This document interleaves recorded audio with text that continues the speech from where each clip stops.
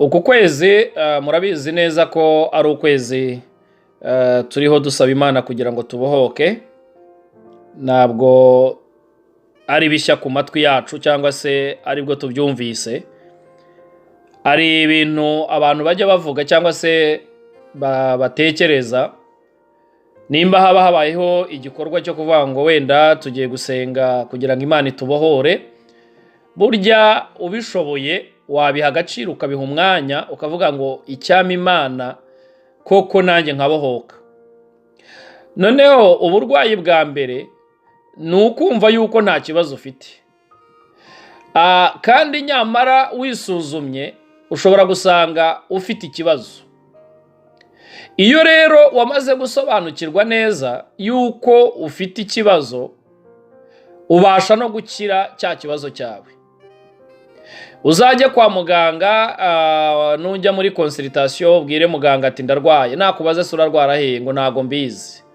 Bizamugora cyane kuba yakuvura. Ariko iyo ukavuga ati muganga ndababara umutwe umereye nabi, ndababara umugongo se, ndababara amaguru, ndababara hanaha, bimworohera cyane kuba yabasha kubona uburyo ki ari bugukonsulite cyangwa se uburyo ari bukuvure mu buryo bumworoheye.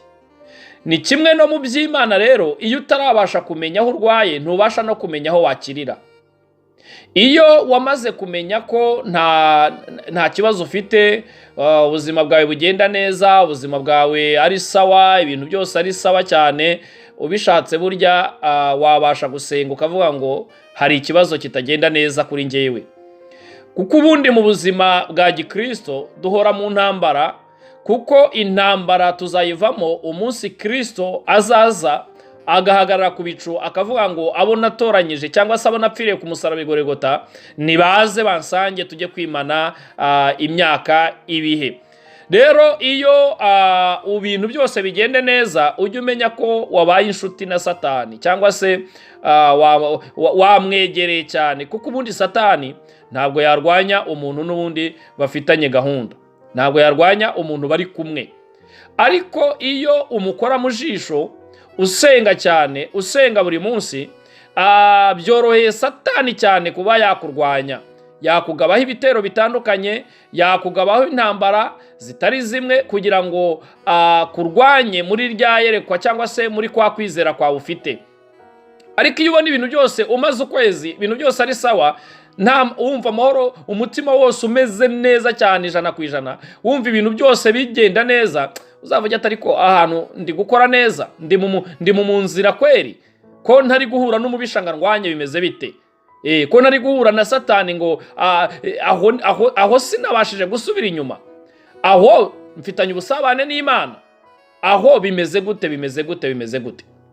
Rero ni nayo mpamvu nimba haba habayeho gahunda yo kubanga urugero, dufite igihe cy'ukwezi cyangwa se dufite ibihe byo gusenga, hari abantu bavuga ati njyewe ibi bintu ntacyo bimariye, ibintu by'amasengesho y'ukwezi, ibintu by'amasengesho y'iminsi 40, ati ibyo bintu ntacyo bimaze, nkeneye bya bindi baza bakansengera uyu munsi bikarangira bakampanurira. Iyo ni indwara imaze kwica abakristo muri iki gihe. Ariko ntekereza yuko uko turi hano umunsi ku wundi tugenda turushaho kumenya no gusobanukirwa yuko gushaka Imana ari uguhozaho, ari ugusenga ubudasiba. Imana ishimwe cyane. Uyu munsi rero ngira ngo turi mu cyumweru kivuga hejuru y'amahirwe, ariko ndashaka kuvuga hejuru y'amahirwe azanwa no gusenga. Ndavuga hejuru y'imbaraga zo gusenga, kandi umunyamasengesho mwiza iyo yasenze abona amahirwe y'ubuzima cyangwa se abona umugisha uturuka ku Uwiteka. Rero ndashaka kuvuga hejuru y'ayo masengesho, isengesho rinyeganyeza cyangwa se kunyeganyeza Imana binyuze mu isengesho. Ese uzanyeganyeza intebe y'Imana gute? Ese uzakora iki kugira ngo intebe y'Imana inyeganyege noneho ubone ya mahirwe wari uri urashaka? Erega amahirwe twayaburiye hirya no hino, twayaburiye mu miryango, twayaburiye mu nshuti, twayaburiye mu bavandimwe. Ndakugira ngo nkubwire ngo nta n'umuntu n'umwe waguha amahirwe. Burya umuntu wagushuka ni uwakubwira ngo nkurikira ndaguha amahirwe. icyakora koko abapfumu bajya babitangaza. Mu gihugu cya Kenya nabayemo najyaga mbona ibyapa byanditseho ngo ngwino ubane uhamagariza nimero, dutanga imiti itanga amahirwe, dutanga ibi n'ibi. Muri Tanzania mu mujyi wa Dar es Salaam hari ahantu usanga handitse ibyapa bivuga ngo jiunge na chama cha Freemason, donc wisanishe cyangwa se ubahamagare kuri izo nimero, ubane nabo. Ni ibintu byamaze gufata indi ntera mu buryo bumwe cyangwa ubundi. Yaba abapfumu baragenda bakandika ibyapa bagashyira hariya, bagashyiraho n'amanimero yabo, bakavuga ngo tuvura ibi n'ibi, noneho bagashyiramo n'ikintu kivuga ngo dutanga umuti utanga amahirwe. Reka mabwire bagenzi, nta muti utanga amahirwe ubaho, icyakora koko ahubwo uwo muti utera inyatsi, kubera ko bashobora kukubwira ngo ni amahirwe, ukagenda uyu munsi rwose reka nkubwire iyo modoka ukayibona, ariko mu kanya iyo modoka ikagukoresha impanuka ikakumarira abana n'umuryango, kuko harimo ya mitsi iri très satanique. Ariko amahirwe ava mu gusenga, ayo ni amahirwe aramba cyane, ni amahirwe Imana iba yamaze gushyiraho kashe ikavuga ngo mwana wanjye nkugiriye gutya na gutya kandi ntawe uzakunyaga.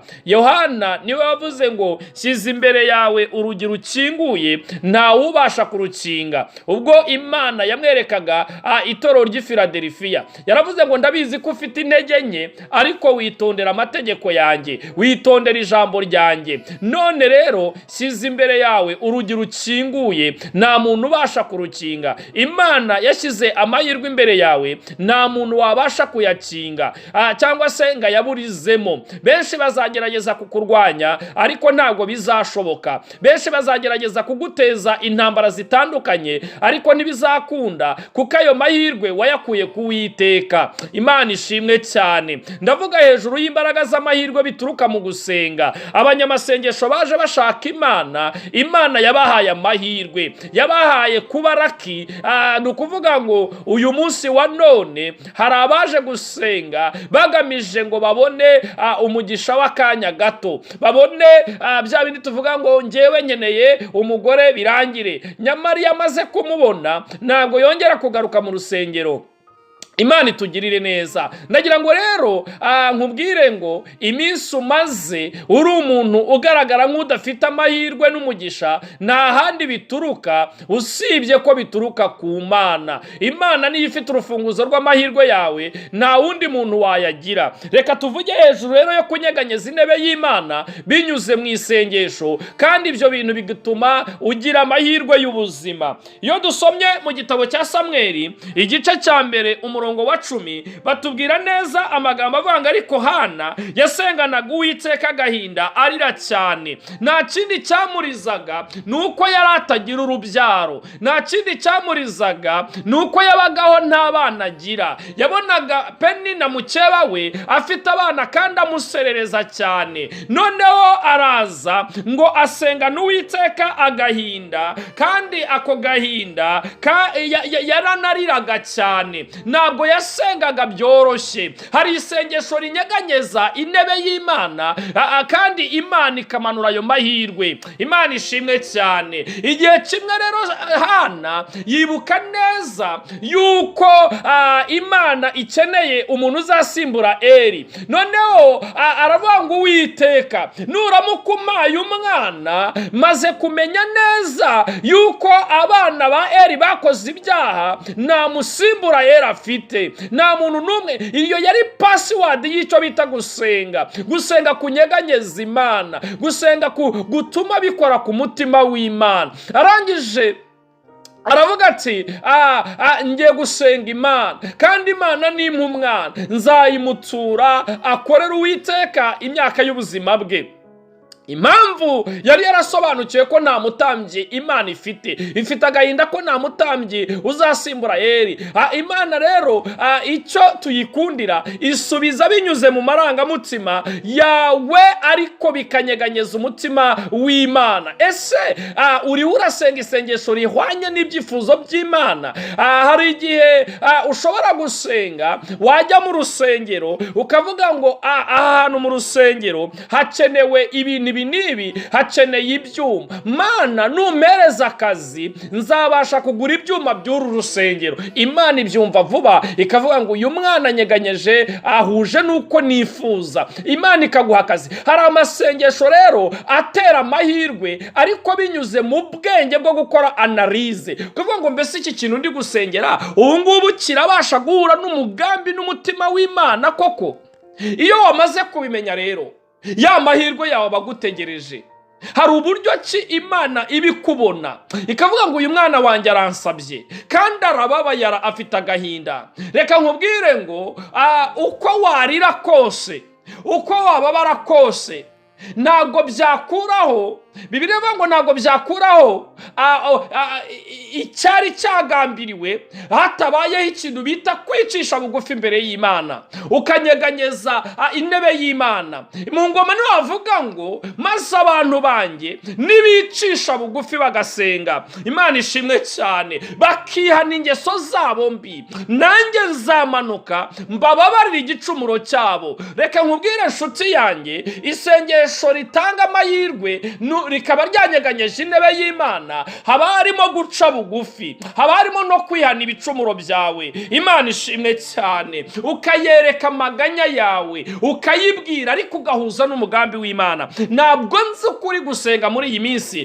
byatuma amahirwe y'ubuzima yawe yiyongera. Ntabwo nzi uburyo uri gutereta Imana byatuma Imana yibuka ikavuga ngo uyu mwana yansenganye umwete, uyu mwana yahuje n'icyo nifuza. Imana itugirire neza cyane. Mu byakozwe na ntumwa, iyo usomye mu gice cya 10 batubwira uburyo umugabo bita Koroneliyo yari ariho ngasenga, Imana yumva gusenga kwiwe. Iravuga ngo numvise gusenga kwawe yewe Koroneliyo we, numvise gusenga kwawe. Iyo ugeze ku murongo wa 34 nibwo bavuga uburyo ki Petero yateruye amagambo akavuga ati nukuri menye yuko Imana itarobanura ku butoni. Bisobanuye ngo bari bazi neza yuko abasenga ari Abayuda gusa, bari bazi neza yuko abasenga ari ubwoko bwa Isirayeli gusa aribwo Imana yumva. Ariko Koroneliyo ngaca bugufi kandi yari umuntu ukomeye, arangije akajya yinginga Imana. Imana yumva gusenga kwiwe. Hari amasengesho anyeganyeza intebe y'Imana. Imana ishimwe cyane.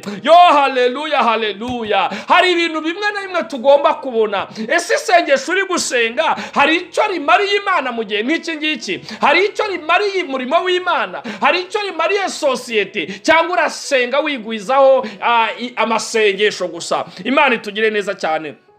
Nuko Petero agira ngo mbonye ko Imana itarobanura ku butoni. Reka mubwire, uko waba uri kose Imana ibasha kuguha amahirwe. Waba uvuka mu cyaro, Imana yakugira umunyamahirwe. Waba uvuka mu iyo hirya cyane no mu mujyi na hehe, Imana ntabwo irobanura ku butoni. Upfa kuba uyubaha gusa, upfa kuba uyiciriye bugufi. Imana yumva gusenga kw'abantu bayitakambiye bazi icyo bashaka. Ntabwo nzi icyo uba ushaka imbere y'Imana, ariko icyo ushaka gihuze n'umugambi w'Imana. Ushobora kuvuga ngo umugambi w'Imana n'uwuhe? Banza utekereze uvuge ngo mbese iri sengesho ryanjye ndi gusenga, wenda ndasaba kugira ngo nzabyare. Ese aba bana banjye ubundi bazamara iki mu nzu y'Imana? Ese bazahuza gute umugambi w'Imana muri sosiyete?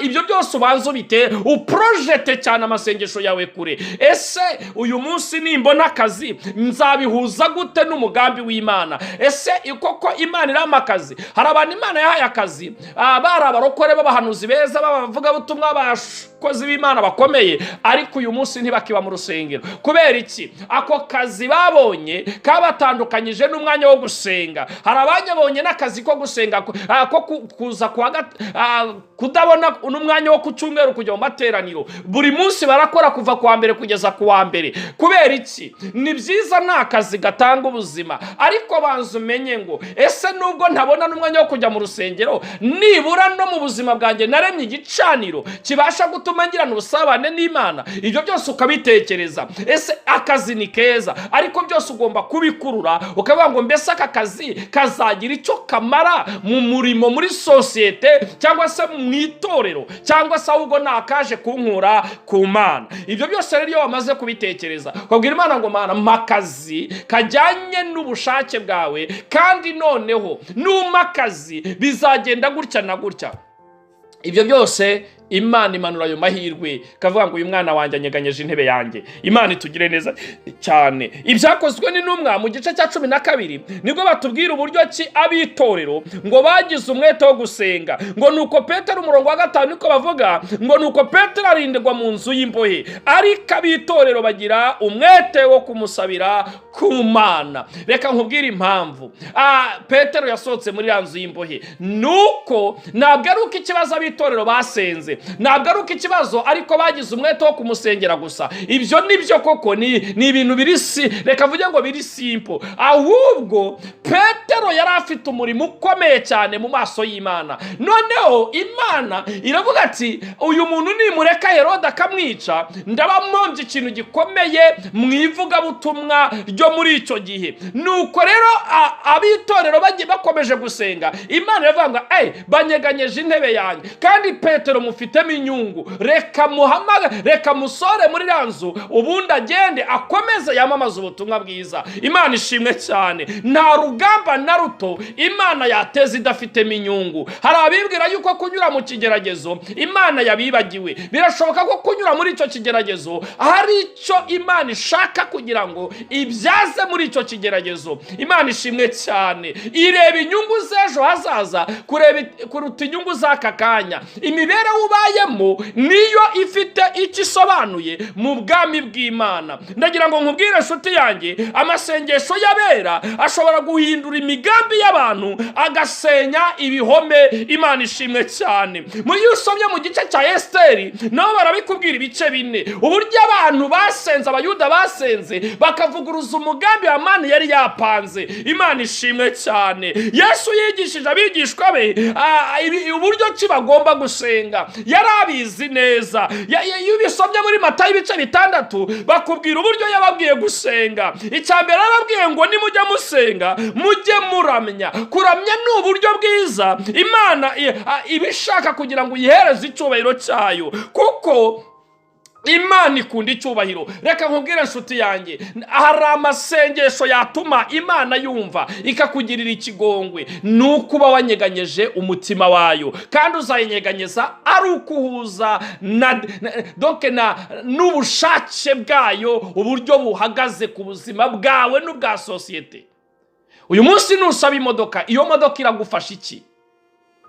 Nusenga ngo Mana mpa imodoka, iyo modoka ije kukufasha iki? Bwira Imana ngo Mana numpa imodoka, nzajya njyana abakristo gusenga, nzajya mbafasha gusenga. Icyo gihe Imana izabyumva vuba ngo hari abakristo baheraga mu ngo bakabura uko bajya gusenga kuko nta modoka. None reka muhe imodoka kuko yinsabye, azajya mfasha kubanjyanira gusenga bumva ubutumwa. Imana ukabunyeganyeje ubushake bw'Imana, kavuga ngo kweri uyu mwana aransenze. Ntabwo gusenga ari ukuvuga ngo Mana mpa imodoka yiki yo kugira iteka. Hari abantu benshi yarengeje umuhanda, hari abantu benshi yamaze. Ayo mahirwe y'imodoka yagufasha iki? Ahubwo iki Imana ireba nicyo cya gisubizo kije gukora ku buzima bwawe ndetse no kuri sosiyete. Imana itugire neza cyane. Yesu ababwira rero ngo mujye muramya. Niyo usonye muri Zaburi 103 barabikubwira ngo umutima wanjye himbaza Uwiteka, mwabindimo byose mwe muhimbaza izina rye. Kubera iki? Kubera ko Dawidi yaravuga ngo ibyo nunze byose ni iby'uwo mucunguzi, ibyo nunze byose nibihimbaza Imana, kuko yararebye aravuga ngo nta kindi kibaho usibye kuramya Imana no kuyihimbaza. Arangije Yesu arababwira ngo mujye mwihana. Na Dawidi yongeye kubivuga muri 32 aravuga ngo nakwemereye ibyaha byanjye, sinakwitirije gukiranirwa kwanjye, naravuze nti ibyaha byanjye cyangwa se naturiye Uwiteka ibicumuro byanjye, nawe unkuraho urubanza. Imana ishimwe cyane rw'ibyaha byanjye. Kubera iki? Kwihana nabyo binyeganyeza intebe y'Imana. Kuramya, kwihana binyeganyeza intebe y'Imana. Ikindi yigishije abantu, yababwiye ngo bajye bashima Imana. Arangije yusomye urwandiko Paulo yandikiye Abafilipi, yaravuze mu bice 4, yaravuze ngo umurongo wa 6, yaravuze ngo ntimukagire icyo mwiganyira, ahubwo icyo mushaka byose bimenywe n'Imana, mubisabiye mubyingingira ndetse mushima. Imana ishimwe cyane. Ibyo musaba bimenywe n'Imana. Wijya gutakambira rubanda, wijya kwirirwa usakuriza hirya no hino mu bibazo byawe bigumane, ahubwo bwira Imana, uyinginga Imana yonyine, ariko uyinginga unashima. Reka nkubwire ngo mu kigeragezo ntugomba kwisobanura, kuko niwisobanura kizaza gihetse ikindi kivuye muri kwa kwisobanura kwawe. Nyeganyeza intebe y'Imana ushima. Imana ishimwe cyane. Arangije Yesu arabongera ababwira ngo mujye musaba kandi mwinginga. Imana ishimwe cyane. Mbere yo gusenga Imana usaba, ugomba kumenya ibyo ukeneye. Imana ishimwe. Reka nkubwire rero ngo mu buryo bwo gusenga, uzasenga uri wenyine, uzasenga uri kumwe n'abantu, uzasenga uri muri rusange cyangwa muri famiye yawe. Hari inzitizi zituma umuntu adasenga. Hari ukuba utizera Imana, bituma utabasha rya sengesho ryawe ritagera iyo rijya. Iyo utizera, ntabwo unyeganyeza intebe y'Imana kugira ngo ubashe gukura y'amahirwe. Iyo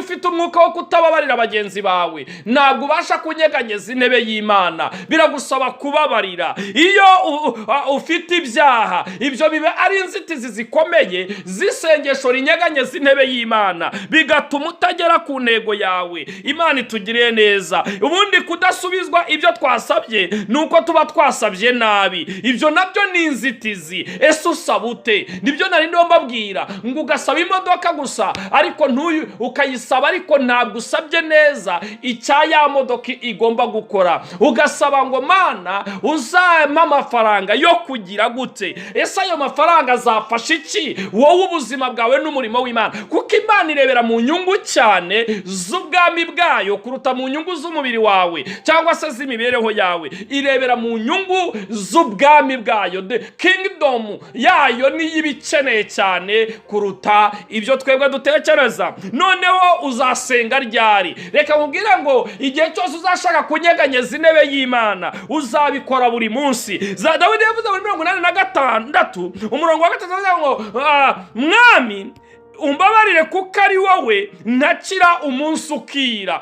Nta kindi kintu natakira. Buri munsi ni wowe ntakira umunsi ukira. Ku manywa na nijoro uzatakambira Imana, uyibwire ngo mpa amahirwe. Igihe cyose uzatakambira Imana kutarambirwa. Iyo wibutse amagambo Luka yanditse, Yesu yanditse abacira umugani muri Luka 18 bakubwira amagambo y'umupfakazi ndetse n'umucamanza, uburyo yigisha abantu gusenga ubutarambirwa. Ariko muri iki gihe abantu bararambiwe, muri iki gihe abantu bacitse intege, muri iki gihe abantu ntibagishaka gusenga, abantu byarabashaririye, abantu ntibagishaka kuza imbere y'Imana, abantu byarabatamye, donc bimaze kuba igikatsi gusenga. Ariko mva mbabwire, abashaka gusenga, abashaka amahirwe y'imbere y'Imana, abashaka kunyeganyeza intebe y'Imana, bajye basenga ubutarambirwa, bajye basenga ubudacogora. Imana itugire neza cyane. Wibuke ko Paulo yabyandikiye Abatesalonike mu bice cya 5 umurongo wa 17 yaravuze ngo musenge ubudasiba. Imana ishimwe cyane. Ni nayo mpamvu tutazacogora gusenga, ni nayo mpamvu tuzahora imbere y'Imana, tuzahora turwana ishyaka tuvuga ngo Uwiteka we duhe imbaraga zo mu misengere. Kubera iki? Impamvu gusenga ari byiza. Hari ibanga ryo gusenga mu bantu b'abanyamasengesho, nuko bagomba kubiha umwanya, nibwo bazagirana ubusabane n'Imana. Iyo wagiranye ubusabane n'Imana, ndagira ngo nkubwire ngo ikumenera amabanga. Utaganiriye na se namenye icyo sekuru yasize avuze. Nuganira n'Imana buri munsi, uzagera ku nzozi zawe, uzamenya amabanga y'ijuru. Bibiliya irambwira ngo nta kintu izabura kubwira intore zayo, nta kintu kizaba itagishuriye abagaragu bayo. Imana itugire neza cyane. Ubundi hari inyungu mu gusenga. Ubuzima bwo gusenga bunezeza Imana. Iyo ni inyungu ikomeye. Iyo umuntu asenga, Imana irishima, kubera yuko gusenga ni ukuganira n'Imana, nayo ikadusubiriza mu gusoma ijambo ryayo. Aho ni igushaka ibisubizo byayo bibiri mu gusoma ijambo ryayo. Imana itugire neza cyane. Kandi hari izindi nyungu. Kugira imbaraga mu gusenga bidutera kutagira ubusabane cyangwa se kutagira ubusabane n'abadayimoni, ahubwo bikadutera kugira ubusabane na Yesu, kuko iyo wasenganye umwete ugirana ubusabane bukomeye n'Imana, ukajyana ubusabane bukomeye na Yesu, ugahora mu bihe, ugahora uririmba indirimbo z'amazamuka ukumbura igihugu Siyoni. Amasengesho y'abera ashobora guhindura imigambi y'abantu, agasenya ibihome. Imana ishimwe cyane. Ntabwo nzi uburyo uri gusenga, ntabwo nzi imikorere yawe yo muri iki gihe. Ese amahirwe ushaka y'ubuzima uzayakura hehe atari mu gusenga? Reka tugerageze dufate umwanya wacu dusenga ubudasiba, turwane ishyaka. Wenda birashoboka ko wasengaga rimwe mu cyumweru, uyu munsi ongeraho irya kabiri. Wenda birashoboka yuko ku munsi utajya ufata igihe cyo gusenga, ariko ongeraho ubigire intego, uvuge ngo guhera umunsi wa none ngiye gutangira kwitoza gusenga. Reka nkubwire ngo gusenga birakora, gusenga biraruhura, gusenga bitanga amahoro yo mu mutima, gusenga bikiza abarwayi, gusenga bifasha indushyi, gusenga birakora. Kandi abantu benshi b'abanyamahirwe nabonye bagize amahirwe arambye nuko bayakuye ku Mana binyuze mu masengesho. Imana rero itugire neza cyane. Ubuzima bwawe ntabwo nzi uko buhagaze, ntabwo nzi imitekerereze yawe muri aka kanya, ariko ndakwifuriza kuba mu nzu y'Imana usenga ubudasiba. Uharanire gusenga, uharanire kunyeganyeza intebe y'Imana. Hana yarasenze abona urubyaro. Twabonye abantu basenze cyane, Imana ikabasubiza. Uyu munsi nawe ndakwinginga kugira ngo usenge, ubundi ubwire Imana ngo Mana, nanjye nje imbere yawe. Urebe ubushake bw'Imana aribwo usengeramo. Wisengera mu marangamutima yawe, wisengera mu byifuzo byawe, kuko ni usengera mu marangamutima yawe hari igihe uri busabe nabi. Ahubwo banza umenye ngo mbese Imana irashaka iki muri iki cyifuzo cyanjye, irashaka kukibyazamo izihe nyungu. Numara kumenya inyungu ugiye kubyaza muri cya cyifuzo cyawe, biratera Imana gukora bitewe n'uburyo ki wayisenganye umwete. Imana itugire neza cyane. Mana Data wa twese wo mu ijuru, ndagushimye kubw'uyu mwanya mwiza uduhaye, ndagushimye kuko utugiriye neza. Amahoro y'Imana nabe ku buzima bwacu, amahoro y'Imana nabe ku basengana umwete iteka, mu izina rya Yesu. Turagusabye Mwami kugira ngo dusubize ibyo dukeneye, kandi utwigishe gusenga, uduhe imbaraga zo gusenga, uduhe imbaraga zo kubana nawe, uduhe imbaraga zo kugendana nawe, kuko ntaho twagera tutari kumwe nawe Kristo. Urakoze Mwami, reka tugirane ubusabane nawe, ababanye natwe, abariho bantega amatwi, ndakwingize kugira ngo ubahe umugisha, ubarwanirire intambara, kandi ubashyigikire muri byose. Urakoze Kristo. Amahoro y'Imana abe kuri twe, n'imigisha ituruka mu ijuru ikomeze itwomeho uhereye none ukageza iteka ryose, mu izina rya Yesu. Amina, amina, amina, amina, amina.